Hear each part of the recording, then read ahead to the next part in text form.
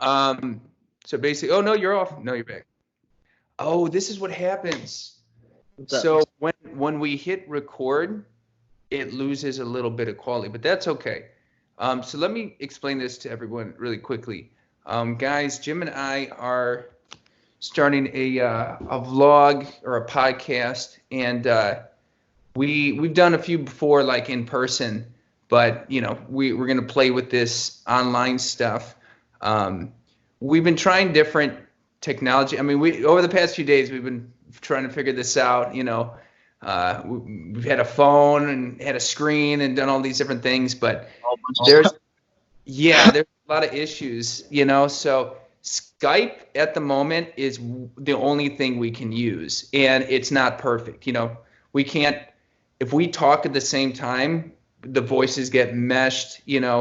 There's a lag. Like I might be talking and Jim might be laughing at one of my jokes, but you just hear him, you just see him laughing, but you don't hear the sound. You know what I mean? So it's a little bit strange, but we're going to do our best here and kind of practice like stop go, sort of like a walkie talkie. You know what I mean? That's sort of in order to make sure the quality is good.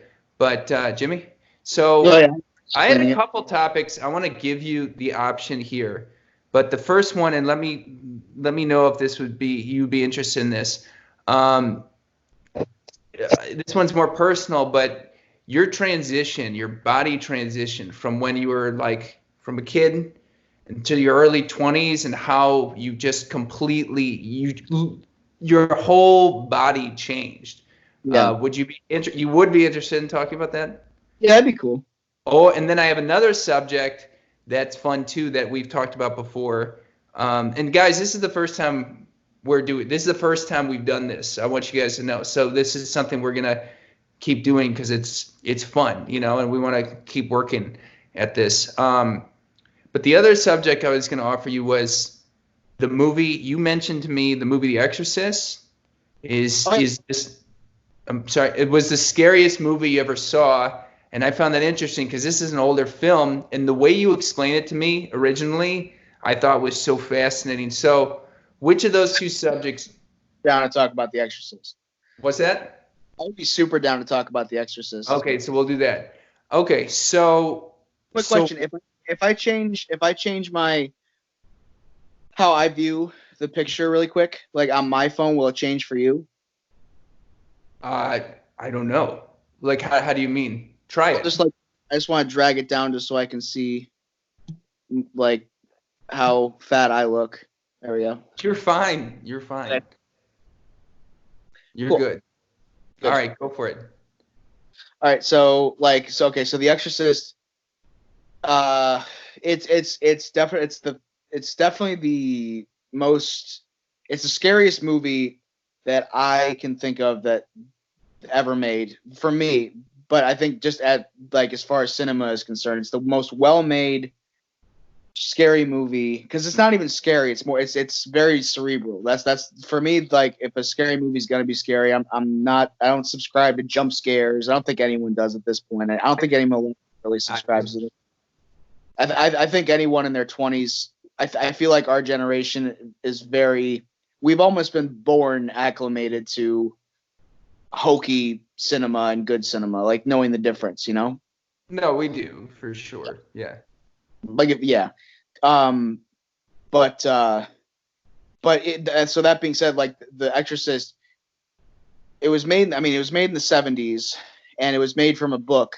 And the comedian Joey Diaz, he actually talks about it, about how he has the same view. He says it's the best movie ever because he I think he read The Exorcist because he has the same like view. He said if you read it and I I listened to the audiobook of The Exorcist when I was with Grace, and like uh it it's almost they did it with love. They made it, the director made it with love and care, and definitely I knew the book inside and out because the characters, the dynamic between the characters and the dialogue almost verbatim in some scenes, everything is they took very little artistic license with how the story goes right down to the dialogue. And so as a movie, it's for me, I hate. I'm not a big fan of artistic license when the book itself from the source material, when they're like, oh, we want to make it our own. It's like, but the book was already perfect. So like, I'm sorry, like I don't think anyone really cares about your vision. It's like everyone's watching when everyone's going to see your movie because they want to see the book they read jump from the pages onto the screen. They don't want to see into your mind with just that as the catalyst, you know. But like, and because of that, that's why it's one of my favorite. It's my favorite book to movies for one. But as a scary movie, you've seen it, haven't you? No. All these years, and I didn't show you that one. Shit. So, okay, so that's definitely on the list. Oh my god, that man. That should have been the first movie I ever showed you. like fuck Hereditary, even though that Hereditary is right up there side by side with The Exorcist. The Exorcist is the one that you compare everything else to, because it's so, besides the story and the dialogue and the characters that are so imperfect, in comparison to the book, this is very, I think most of the best horror movies were made in the 70s and 80s. I think the best ones that just in general were made in the 70s and 80s, because think about it, The Thing by John Carpenter. Yeah. I mean, think about The Thing, Candyman, fucking, what were some other ones? I mean, any John Carpenter movie, really. There was, because they used puppetry and they used practical effects. There's no CGI. Maybe there's some tiny little, like, there's no, not even then, I don't think, because there's a moment where, not to give anything away, spoilers for like a fucking 40-year movie, but like even when there's a part at the end where the priest's face turns into a demon, it's still makeup, but it's done with shots where it does, none of it's hokey, none of it. And it was also how he shot the movie too. I forget what the director's name is, but he was super famous. But he was also notorious for and I jump around a lot. Like maybe I have a form of ADD. Like I think of like 1,000 different avenues. So, but the director, he was known for like wanting genuine reactions from his cast. So he wouldn't tell the cast members certain stuff. So like the actress that plays the mom, there's a point where she's getting thrown across the room, and she had wires to her, and he didn't tell her when she was going to get pulled and how hard it was going to be. So you see, and she actually hurt her back. I think it like partially, it like fucked her back up, and she had to get surgery. Like and that's another thing. Like she, like, sometimes they would, like, get actually hurt sometimes because they weren't expecting stuff. But he wanted genuine reactions, so he would do that sometimes, surprise the member, or not tell them so certain things going to happen, which makes sense. But it's definitely where that line between artist and madman gets kind of muddled. But, and like the famous puking scene, the famous vomit scene with Reagan, when she's the demon. The guy that plays Father Karras, he didn't know that it was going to puke on him. So like the projectile vomit. And so when you see him like shocked because he's getting vomited on in the face, it's because he didn't know it was going to happen. So that's another genuine reaction. It's really cool. So there's how it was shot as far as that's concerned, but also it was just impeccable use of audio and imagery to create a general sense of disturbia for the viewer. Where like when I showed you Hereditary, it's very they took some pointers, I think, in how, like, you can see, like, from me showing you that movie, like how the use of visuals and audio really it's distinctive between it makes a movie it takes a movie out of being hokey and bullshit like The Grudge or like God any horror movie. I mean even Insidious, like that Insidious is held at like by even people who are big movie buffs. They're like, oh, Insidious is amazing. I didn't think any Insidious was scary really. Like there were some parts that were a little like shocking, but it's still at its base nothing but jump scares. So what about The Exorcist stands out in terms of, because you're saying these things, but you're not really giving reasons. That's what I'm curious about. Yeah. That kind of corral me back. Right. Right. But so the thing that differs it is just it's showing the bare minimum to create a sense of dread for the viewer, and then over accentuating the audio portion. It's all about not showing that much until it's climactic, but with audio, I feel you can go crazy. Like so, and there's something about the 70s. That's why I say about 70s horror movies. There's something about a 70s audio that it's and that movie especially where the sound of regular the characters talking and everything sounds normal, but then there's moments, so like moments where like when Reagan is she's strapped in her room and you hear the sound of the demon, like she's like screaming like an animal, like inhuman sounds coming from her, and if you listen you can hear like when the voice of the demon when she's is being like heard, it's way over accentuated, like almost like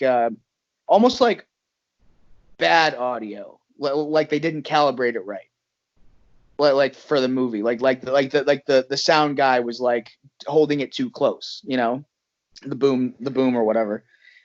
And so because of that, it's so like audibly different in caliber and like volume that like makes the like, so it's like everyone's talking, then when you hear her like from like from her room, the viewer hears is like it's like assaulting, and it's a certain kind of sound that came from like 70s movies too, not grainy but a little slightly muffled, you know what I mean, where it's like it's clear as a bell, but it's almost like you can, when you listen to it, like you can hear the dating of the film, of like it like matches the dated look of the visuals almost. Does that make sense? It sounds like in a song when at different points you're recording it clips. You're like, oh, that we got to redo that part. And like, distortion is really clean, and then like you said, like the sound of a microphone getting too close to a voice or something. Yeah, and also, I mean, for the time too, The Exorcist. I mean, it was no movie had been made like this before. Nothing this visceral and horrible was put on film before that, really. Like, and having it and big controversy. Think about the 70s, big controversy. With it being about the devil and kind of that. Well, that's kind of the thing with the Catholic Church, is that even if you're not shitting on the Catholic Church, if you're correlating it with it's, I don't know, just the hypocrisy of the Catholic Church. It's like, oh, you're showing a demon, you're showing a movie like we're gonna tell you like the devil exists, but you're showing it on film, but we're gonna boycott the movie for like, even though you're not really dragging us through the mud, you're showing what we teach, But I watched, it's on YouTube, a video of people interviewing audience members after the showing of The Exorcist in movie theaters, and people were just taken aback. They were completely shocked. Some people, like people were passing out from fear, from like fright in the movie. Wow. Like, literally passing out in the theater. And when we watch The Exorcist, in 2020, it's like we look at it with a nostalgia and like a very disconnected, I at least when I watch it, it's like just a knowledge. It's just with not like from an artistic view, very disassociated from emotion. But back then, you know, again, like think about the 1970s audience member. They are like absolute sponges to what you're showing. It's true. Because they haven't been desensitized. They haven't been acclimated to anything actually like fucking crazy. You know, like, yeah, it was, but yeah, the audio visual, also something that even when I was a kid, it's my sister's, my sister actually, Tammy, it's like the scariest movie that she's ever watched to her. Cause, yeah, it just is. And Night of the Living Dead was for me, but for her, it was The Exorcist. And, like, so it's the thing that screwed me up the most in the head when I watched it when I was younger. That I look at as cheap for other movies is with other movies when they show like a demon or like that movie Nun. I thought the Nun sucked. I think any of the Insidious movies suck because they don't really. It's nothing insidious actually about any of it. You know, it's like because when you see the ghost or the demon or anything like that, it's very just like in your face. Like when you see it, it's like like, you know, and it's like that's not scary to me. It's because that's what me as an audience member and a horror buff, and a cinephile, like that's what I'm going to expect. So in order to scare me, you got to give me something I'm not going to expect, something that isn't something that would be random to what I'm seeing. So because of that, that's another point toward The Exorcist, because The Exorcist, when the demon is talking through the little girl when she's fully possessed, it's an old man's voice. It sounds like an aged man. So just think about that image, like a little girl, like who's you know, looks fucked up. You know, she's got scars on her face and like her eyes are all demonic and stuff like that. But it's still a little girl for all intents and purposes. It's still like a little girl actress. So what you would expect from like a movie today, a horror movie today, would be like, oh, they're gonna have her just like, they're gonna fuck with her voice and make it really low, like, yo, fuck you, like, you know, priest, you know. And is that scary? No. So what instead they make it, think about that, like a little girl's body, and what's coming out of her mouth is you know, like, hello, Father Karras, you know, like an old man's like almost fragile voice, but it's clearly an old man. It's the complete separation, two things that would never correlate being intertwined, and that's what psychologically fucks you up. Yeah, so it's not about making it blatantly scary. I think that's what a lot of directors today completely miss the mark on. It's not about making it blatantly scary. What's scary is correlating two things that shouldn't be intertwined in a persona. And when you intertwine them, like an old man's voice coming out of a little girl, that's, even though it's not, neither of those things is inherently scary, when you mix them, it is, because it's disturbing, because it's unnatural. No, right. And I'm not going to change the subject here, but just to make a reference to make you think, this was a horror movie.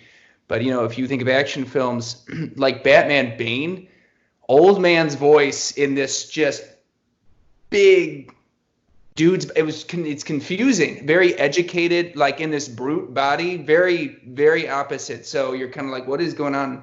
So not to go off subject, but this is non-subject. Yeah, kind of an interesting reference. I was going to mention, was this movie banned? That's, I guess, kind of what I want to close on. Like, was this a? Well, I got just a little bit more to say about it. Okay, yeah, you take the floor. Take the floor. But I don't think it was. I'm not sure if it was banned. I don't think it was. Evil Dead was, right? Evil Dead was. Was it? Yeah. So I'm thinking, actually, see, doesn't matter. So what were the two things you were going to? I mean, most of our videos is me talking a bunch, and I feel bad. So no. This is, hey, dude, I vlog. on my own. This is a treat for me. Good. So yeah. It's something that I'm passionate about. So, yeah. So going back on the use of audio, so yeah, it's the sound of that's what would fuck me up. It was the sound of an old man's voice coming out of her, and again, all this, the only main difference I could find between the movie and the book that wasn't the same is when the demon is talking about Reagan, the little girl that he's possessing. In the book, he refers to her as my pearl. So like in the movie, they'll just say like the girl's gonna fucking die, like. But in the book, it's actually, and this isn't in any way a complaint about the movie, because like I said, the movie's fucking in perfection. But in the book, the demon has almost a I want to say almost sexually possessive persona when it comes to the little girl. So when the little girl's like shivering or something like that, in the book, the narration of the demon goes like it's like I don't know, saying like, oh, like, yes, sleep, like lay back, my pearl, like stuff like that. And it's very, very, very just like puts a pit in your stomach. Yeah. Because the whole point of The Exorcist, and it's all about, also, like, on top of that, how The Exorcist didn't pull any fucking punches, because that's what we're best at today, pulling punches so we don't offend, or pulling punches so just that's why I fucking hate horror movies today, because we make it just scary enough, just an umbrella sort of feeling of fright, but nothing. We don't just put it all out, which is why I love Hereditary. Which is why that's beautiful, because it was just like, all right, we're gonna fuck you up, because that's what you're here for. We're here for you. You're not here to be like, why do you watch a horror movie if you're like, because you want to be. Why do you watch any movie? To feel something. You watch an action movie because you want to feel exhilarated. You want to feel like into it, right? Like Fast and the Furious, or like Shaw and Hobbs. You want like an adrenaline rush. You watch a dramatic movie because you want to feel a sense of realness, and you watch a horror movie because you want to feel fright that from not experiencing it, and you want to go to the movies to experience something that you're not experiencing in your own life day to day, to the extreme immediately, so that's why. So like, Hereditary, that like, so in the movie, like, it's one of the book and the movie, the story, it's about one of the main points of it is innocence being turned on its side. It's this little cute little girl, and they make a great showing of how the relationship of the mother and daughter is beautiful. They love each other. They play around. They roughhouse. Like, they're a perfect union. And they show that, and the little girl, she like Reagan, she's like the sweetest little girl, like just like cracking jokes. She listens to her mom, all that stuff. And then when it's possessing her, like, think of that union, how innocent it is. And then in the middle of the movie, that turns into her walking into the little girl with a crucifix in her hand, stabbing herself in the vagina, saying, "Let Christ fuck you," and until she bleeds, and then grabbing her mom's horrified face and holding it down to her crotch, saying, "Eat me." A little girl. Like, yeah, so I mean, think about, and this is the 70s. This is something like this has never been made. It's all about, like, these days I feel they would be like, oh, that the director, I don't know, it's weird. It's like if you're asking the overall audience, they would be like, this director's a pervert. But the thing is that the Exorcist, you're making a movie about a demon possessing a little girl and trying to take away the innocence, and just turning innocence on its side and making it into something like bile, like cancerous.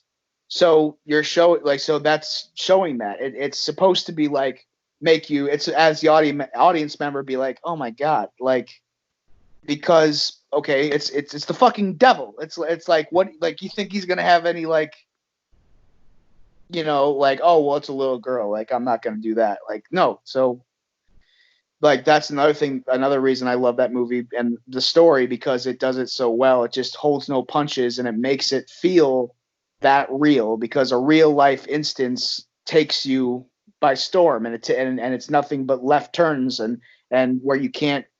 That's what life is like. So if you were to experience it in real life, it would be like that. It would be horrifying, and in ways that you couldn't think would happen, like that.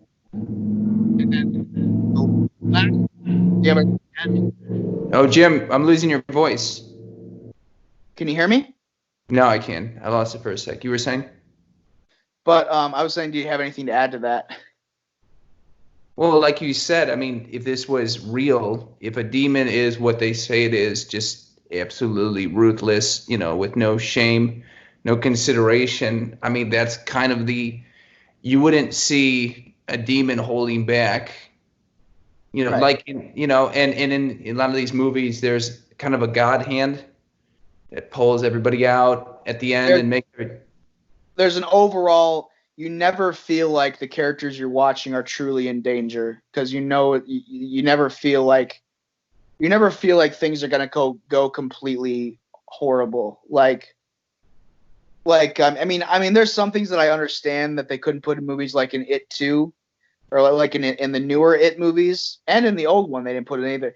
In the It, um, in the book, in Stephen King's book, there's a whole chapter where where the kids, as when they're kids, they're in the sewers, and Pennywise, uh, like, and again, that's what It was about. This demonic entity dressed as a clown, making innocence fucked, like making innocence into a completely insidious thing. Because there's a chapter where they're in the sewers, and they're all best friends, and it's Beverly, the one girl, and the rest of the boys, and there's a point where, like, the little girl is like sucks all the little boys' dicks and shit. Like, there's like a child orgy that happens. Wow, and this is because Pennywise, and I don't want to get too off subject because we're Right. on The Exorcist. Exorcist, It's because Pennywise wants to steal their innocence. and he caused, is it like magic or something he does to Delusion, something like that. He fucks with their heads, well, and yeah, and it correlates because Beverly is like wrongfully known as like the little slut, so to speak. So it's kind of playing off. He plays off that. It's a whole thing. But what I'm saying is it's about taking innocence away, and that's what The Exorcist does. And then the last thing I'll say about it, I could talk forever about it, but like, it's all about subtlety. It mixes subtlety and audio assault, like as far as the sounds and things not correlating how they should. Like, it intertwines a whole bunch of cinematic toys to make this masterpiece. And but there's also a moment with the subtlety aspect that is just beautiful. It's so good. It's where Father Karras, he's having a dream, and he, in his storyline, he's Italian. He has an old Italian mother that's living on her own, and he's debating putting her in a home, and and he does, like, because he doesn't want to, but she can't live on her own, so he puts her, and she loves him, she dotes upon him. It's an old Italian mother, puts her in a home, and and when he visits her, she's like, she doesn't even want to look at him, and it's a heartbreaking, like, moment for him and the viewer, because she's and then she, like, looks at him, and she's like, and his name's Demi, she calls him Demi, she's like, why, Demi, why you do this to me? And then he, like, goes away, and it stays with him, and he has this dream, and the dream is this is what's so awesome. The dream has no audio. The dream sequence is completely silent. And that's another thing that in movies that is so great when you take away the audio, it's like you're leaving it's like you've taken away one of the audience's senses. So you feel as an audience member yourself like naked because you can't hear anything yourself, you know. So like in the dream sequence, and I'll wrap this up, but like he's walking along like a street and he sees his mother walk up from a subway, and she's just walking with like groceries, and he's chasing after her, and he's like screaming at her, and she's like saying his name and you can't hear any of it. And then as he's running toward her trying to, it's one of those blink and you'll miss it right in the middle, and it's like you will miss it if you're not looking for it. Just it's like one frame of the demon's face, and it's not crazy. It's just, and it actually was from a little makeup tryout for what the demon would look like, and they decided to put it in. It's literally just one of the sound guys in white makeup, like with like wide eyes, and it clearly it looks like a guy in white makeup, but it's just subtle enough where it's scarier than if it was crazy, you know. And so there's that, and again, no audio for any of it. You're just and then there's no audio, and it's all subtle, and you're just watching this dream, and then you see that, and it's just the fact that it's just sprinkled in is beautiful, because it's this horrifying face that you know is the demon mixed in with this just dream of this guy that has nothing to do with it. Again, the two random things intertwined, you know. Yeah, and then I mean there's more to the movie, but I guess you just have to watch it. And yeah, it's all about just subtlety and use of audio, and that makes, and their respect toward the source material, that makes it the best horror movie in history for me. So, Jimmy, that's dope. Thank you, man. I think that wraps it up, bro. I'll call you after this because we can talk about the vid and stuff. But thank you, guys. We're definitely gonna have more. We'll keep you updated.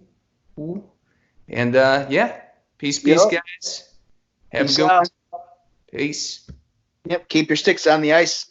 Keep your sticks on the ice. The Canadian.